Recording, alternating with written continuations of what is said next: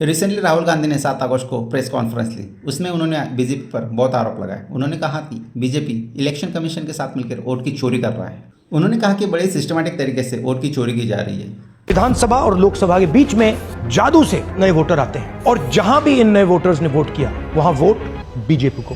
5 तरीके उन्होंने बताए जिससे कि वोट की चोरी की जा रही है। पहला, डुप्लीकेट वोटर, यानी एक ही वोटर अलग अलग जगह वोट कर रहा है। दूसरा, वोटर के फेक एड्रेस। तीसरा, एक ही एड्रेस पर रहने वाले बहुत सारे वोटर्स। जहाँ पर हमें एक एग्जाम्पल देखने को मिला, जहाँ पर एक ही घर में एक ही कमरे में ऑलमोस्ट 70 से 80 लोग रजिस्टर थे। चौथा, ऐसे वोटर जिनका प्रॉपर फोटो ही नहीं है।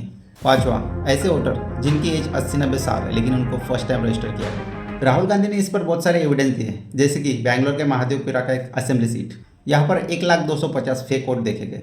यहाँ तक कि उन्होंने ये भी कहा, अगर इलेक्शन कमीशन डिजिटल डेटा मिल जाए तो इलेक्शन कमीशन की सच्चाई पूरे देश को पता है। अगर इलेक्ट्रॉनिक वोटर लिस्ट दे दें तो ये भी साबित कर देंगे कि नरेंद्र मोदी फेक वोट से पीएम बने हैं।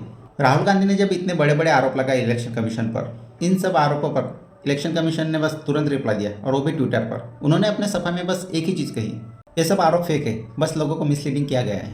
इन आरोपों पर ना ही कोई इंक्वायरी हुई और ना ही कोई काउंटर जवाब दिया गया। ऊपर से इलेक्शन कमीशन ने राहुल गांधी पर यह आरोप लगाया।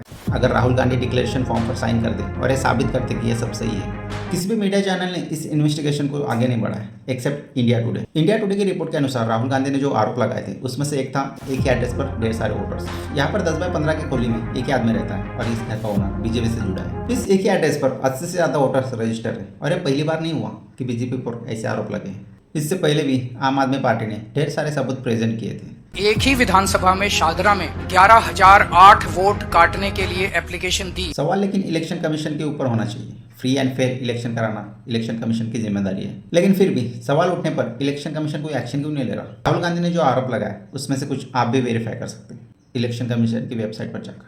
GJ04 DL 5539।